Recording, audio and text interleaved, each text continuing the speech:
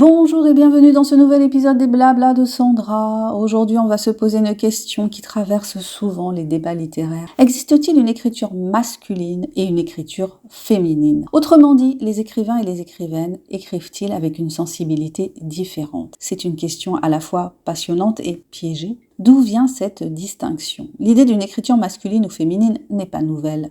Dans les années 1970, des chercheuses comme Hélène Cixous ou Julia Kristeva ont parlé de l'écriture féminine, une écriture du corps, de l'émotion, du vécu intime, en opposition à une écriture jugée plus rationnelle, plus structurée, donc masculine. Mais ces catégories ne disent pas que les femmes écrivent forcément d'une manière sensible, ni que les hommes écrivent forcément de façon froide. Elles soulignent plutôt que la littérature, longtemps dominée par le regard masculin, a laissé peu de place à d'autres formes de langage, d'émotion ou de subjectivité. Des tendances sont observables. Il est vrai qu'en lisant certains auteurs et certaines autrices, on perçoit des différences de ton et de regard. L'écriture masculine souvent se veut plus extérieure, elle décrit, elle analyse, elle agit. C'est une écriture qui avance, qui raconte des faits, des gestes, des actions. Elle peut sembler plus froide, plus distante, parfois presque clinique. L'écriture féminine, elle, se distingue souvent par une plongée dans l'intériorité, les émotions, les sensations, les non-dits. Elle explore les nuances du ressenti, les contradictions, la fragilité.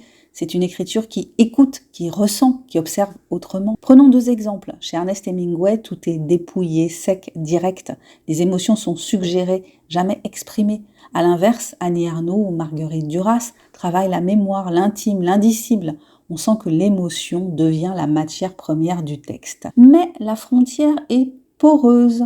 Cependant, réduire ces différences au sexe biologique serait une erreur. De nombreux écrivains hommes écrivent avec une grande sensibilité. Pensons à Marcel Proust, dont la phrase sinueuse explore la mémoire et le désir avec une délicatesse rare. Et inversement, certaines autrices adoptent un style sec, tranchant, d'une redoutable efficacité. L'écriture n'est donc pas qu'une affaire de genre, mais aussi de positionnement, ce que l'on choisit de dire, comment on le dit et d'où l'on parle. Conclusion ?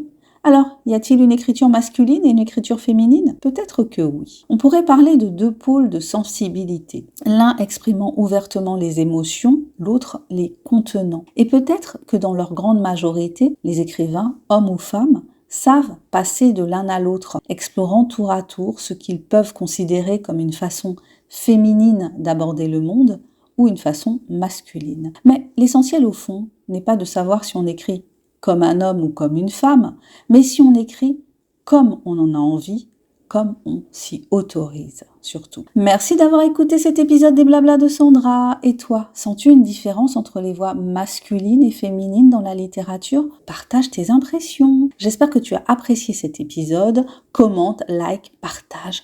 Participe au bruit du monde de l'auto-édition. On se retrouve tout bientôt pour un nouvel épisode des Blabla de Sandra. En attendant, je t'invite à découvrir mon dernier roman paru à ce jour en auto-édition, L'amour minimaliste.